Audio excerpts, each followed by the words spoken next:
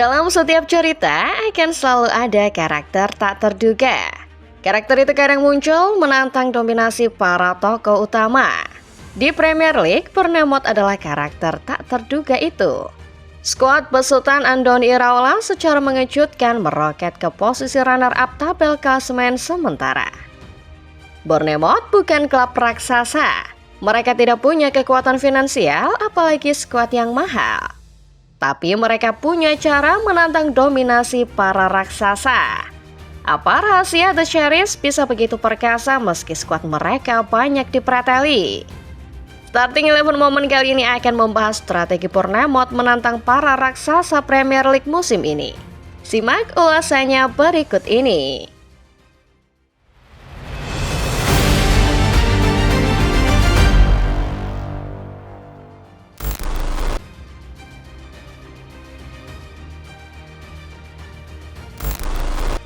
Awal musim 2025-2026 kemarin, setiap diskusi soal kandidat juara Premier League pasti mengarah ke klub-klub tradisional. Sebut saja Manchester City, Arsenal, Manchester United hingga sang juara bertahan Liverpool. Namun, Premier League selalu punya cara hadirkan kejutan tak terduga. Musim sebelumnya, klub yang satu ini sudah banyak ciptakan kejutan. Meski akhirnya menuntaskan musim di papan tengah, mereka menaklukkan sejumlah raksasa dalam perjalanannya. Ya, kita sedang membicarakan Bournemouth. 4 tahun yang lalu, kita tidak melihat Bournemouth berkompetisi di kasta pertama Liga Inggris. Skuad berjuluk The Cherries baru saja terlempar ke divisi Championship di akhir musim 2019-2020. Mereka pun menghabiskan 2 musim berjibaku di kasta kedua sebelum akhirnya comeback di musim 2022-2023. Maju 3 tahun setelah musim comeback mereka ke Premier League, Bournemouth perlahan membangun kekuatan yang menakutkan. Musim lalu mereka finish di urutan ke-9 tabel klasemen mengumpulkan 56 poin dari 38 laga. Tapi dalam prosesnya, Bournemouth menjinakkan banyak raksasa seperti Arsenal, Manchester City, Manchester United, serta Tottenham Hotspur. Musim ini masih di bawah komando Andoni Iraola, Bournemouth lebih ganas. Bournemouth tercatat baru menelan 1 kekalahan dari 9 pertandingan. Selepas tersungkur di Anfield pada pekan pembuka, mereka tak pernah lagi gagal mendapat poin. Semua terkejut karena klub yang 4 tahun lalu masih ada di kasta kedua, sekarang ada di pos runner-up kasta teratas.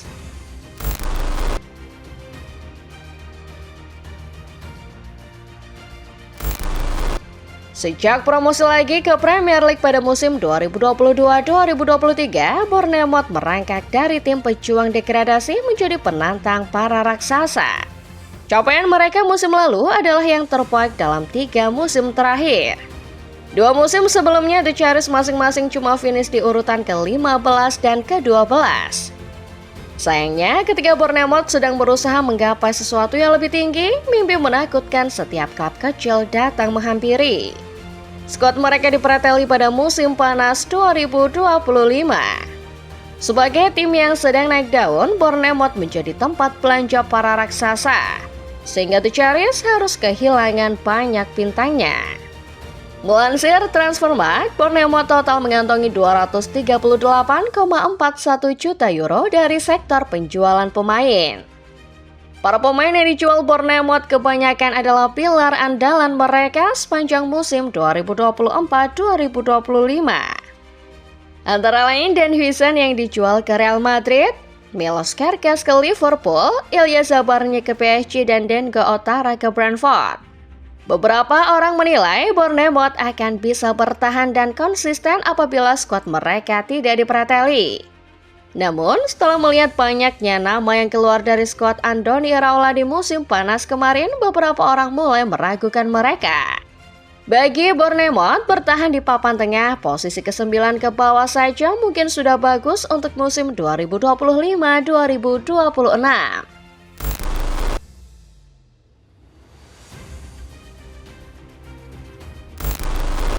Bournemouth mungkin dipreteli jelang bergulirnya Premier League musim 2025-2026. Tapi mereka sukses mematahkan ekspektasi banyak orang dengan tampil lebih baik ketika musim berjalan. The Cherries tiba-tiba berhasil melesat ke posisi 2 klasemen menantang kekuatan-kekuatan tradisional seperti Arsenal dan Manchester City. Ternyata di balik performa mereka yang tak biasa, Bournemouth menyimpan satu rahasia. Bournemouth tahu kalau mereka tak punya kekuatan finansial raksasa, sponsor mewah, atau apapun yang dimiliki klub-klub macam Manchester City, Manchester United, atau Liverpool. Tapi mereka punya strategi yang tepat guna. Selama beberapa tahun ke belakang, Brighton menjadi salah satu klub yang paling disorot. Bukan hanya karena prestasi, tapi dari cara manajemen mereka.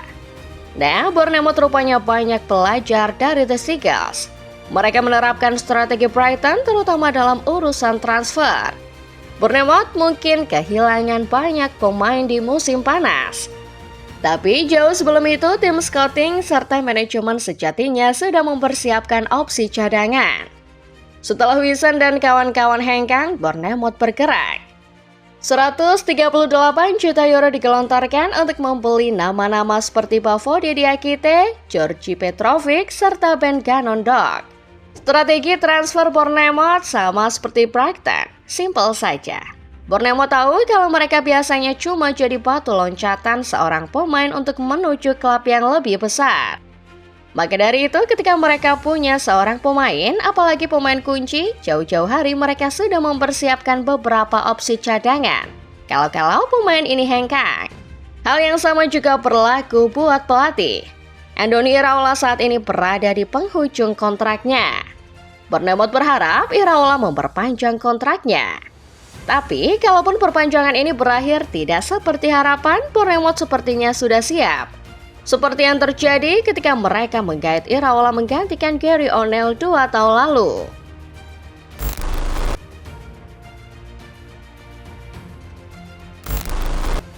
Cara Bournemouth memanajemen tim internalnya memberi kita gambaran bahwa The Cherries adalah tim yang visioner.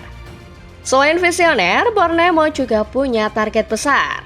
Owner mereka, Bill Foley, tidak mau Bournemouth cuma jadi klub papan tengah. Ia mau timnya menantang para raksasa main di Eropa kalau perlu. Kami selalu percaya pada rencana kami.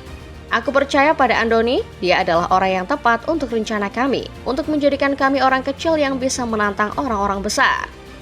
Aku mau Bournemouth main di Eropa, itulah tujuan utama kami, kata Foley ketika diwawancarai The Guardian Desember 2023 silam. Mimpi adalah kunci buat Bournemouth. Mimpi itulah yang membuat Foley mengambil langkah besar memecat Gary O'Neill pada bulan Juli 2023. Padahal O'Neill kali itu sempat mendapat banyak dukungan. Pelatih yang menggantikan Scott Parker berhasil membawa Bournemouth finish di urutan ke-12 dan bahkan dianggap layak menjadi pelatih terbaik Bournemouth. Namun, Foley punya pandangan lain. Baginya, O'Neill tidak memiliki kriteria yang memungkinkan untuk membawa Bournemouth bersaing di kompetisi Eropa. Maka dari itu, Foley membuat keputusan besar. O'Neill dipecat dan menggantinya dengan Iraola, pelatih yang pada akhirnya membawa The Cherries terbang lebih tinggi dari sekedar penantang papan tengah.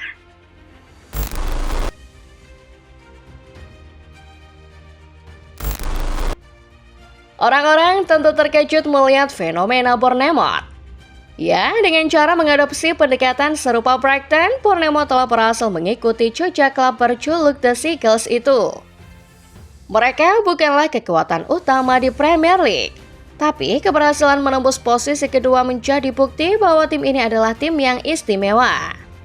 Sekarang pertanyaannya, bisakah Bournemouth konsisten sampai akhir? Jawabannya tentu bisa.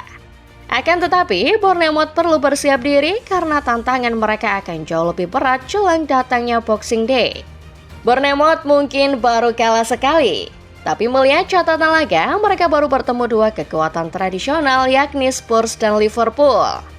Setelah menaklukkan Nottingham Forest di pekan ke-9, lawan yang menanti Bournemouth adalah Manchester City.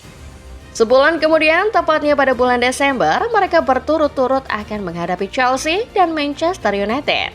Arsenal menanti mereka di bulan Januari 2 hari pasca tahun baru. Iraola sendiri belum terlalu peduli pada posisi timnya di tabel klasemen. Sembari menilai kompetisi masih sangat ketat dan terlalu dini menyimpulkan kesuksesan timnya sekarang. Jujur, aku mau lebih banyak poin. Liga berjalan sangat ketat. 18 poin adalah jumlah yang bagus. Tapi ini baru 9 laga. Ini belum cukup, perlu lebih banyak, kata Iraola mengutip via The Guardian. Bagi Iraola, itulah tugas rumah terberatnya, menjaga konsistensi sampai akhir. Lawan-lawan berat masih menanti, tapi paling tidak dengan jadwal yang tidak sepadat tim-tim raksasa, Iraola boleh berharap tahun ini impian owner untuk melihat Bournemouth main di Eropa mungkin bisa terwujud. Itulah dia Football Lovers, ulasan mengenai Bournemouth dan rahasia mereka menantang kekuatan para raksasa Premier League. Setelah 9 laga ini, apakah kalian juga melihat kalau Bournemouth adalah tim yang spesial? Kalau menurut kalian Football Lovers, bisakah The Cherries main di Eropa musim depan? Tulis pendapat kalian di kolom komentar ya. Like video ini kalau kalian suka, subscribe channel Starting 11 Moment dan jangan lupa nyalakan notifikasinya, supaya kalian gak ketinggalan setiap update dan pembahasan menarik seputar sepak bola lainnya. Terima kasih dan sampai jumpa.